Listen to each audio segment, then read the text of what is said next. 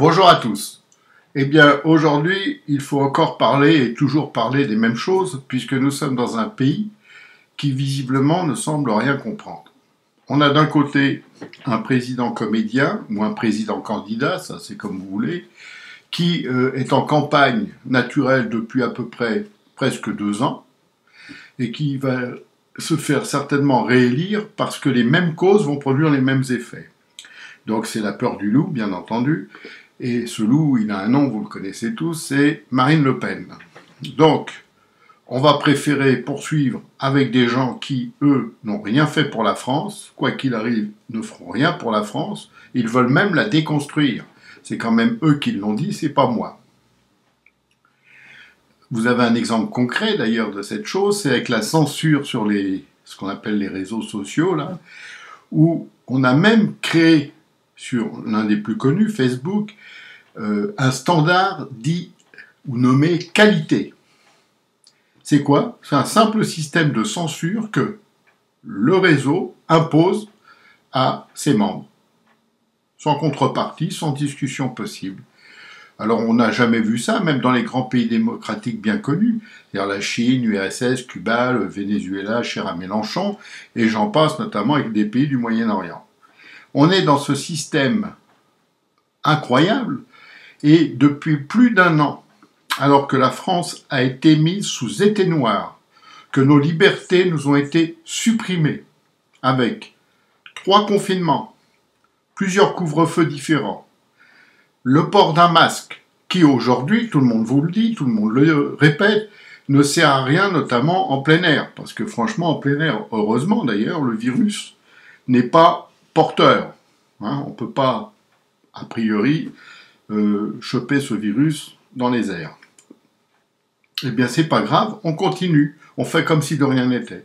Là, il va y avoir des élections régionales, il y aura très peu de votants. D'ailleurs, je ne sais pas si vous avez remarqué que beaucoup de candidats n'affichent même plus leur tendance politique ou leur parti, pour peut-être ratisser plus large, ou faire croire qu'ils ont changé ou qu'ils ne sont même pas inféodés à un parti, alors qu'ils sont tous à un parti.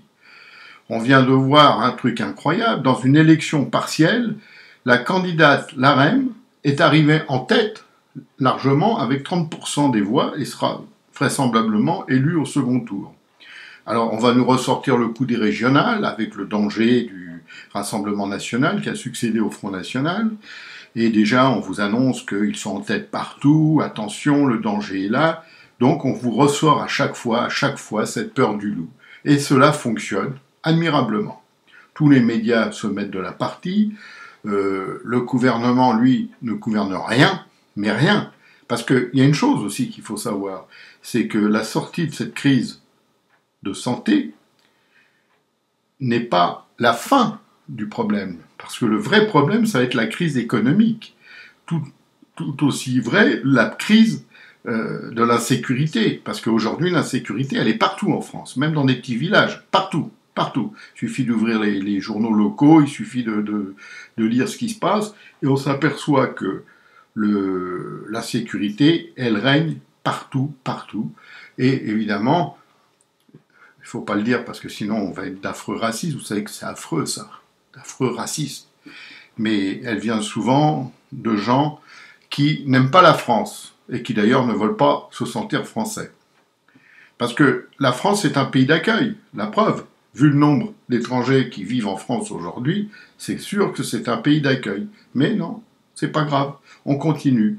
Et on va avoir à nouveau 5 ans de Macron. Donc ces 5 ans de plus de Macron vont définitivement déconstruire, il faudrait même me dire détruire la France.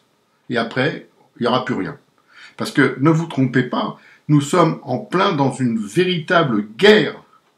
Mais pas une guerre civile, comme certains vous l'annoncent à grand renfort de publicité, d'articles, etc. Mais dans une guerre de religion. C'est-à-dire qu'aujourd'hui, le danger est religieux. Il n'est pas politique. Il n'est pas civil. Il est religieux. Alors je ne sais pas ce qu'il faudra pour que les Français se réveillent un jour et voient les choses. Je crois qu'aujourd'hui, on ne sait plus. On ne peut plus penser même qu'ils vont se réveiller. Et cela continue. Cela se poursuit immanquablement. Alors, le président, pendant ce temps-là, a jonglé avec des millions, des milliards, soi-disant distribués ici et là, il en a donné un peu partout. D'ailleurs, on a l'impression vraiment d'être au Monopoly, vous savez, avec la banque là, qui distribue quand on passe à la case départ, hop, et puis voilà. Ça n'est plus possible. Là, on est arrivé au stade ultime de la destruction d'un pays.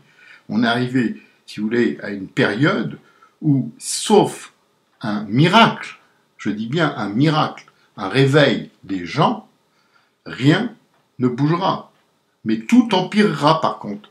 C'est-à-dire que si on ne peut pas se relever, on sera par terre. Et ça, c'est quelque chose d'inouï.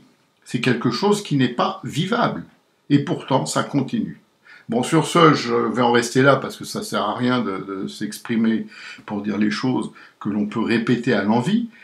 Et je vais vous le dire, comme je le dis souvent, on est mal. On est même très mal. Sur ce, partagez, faites ce que vous voulez. À bientôt. Merci. Au revoir.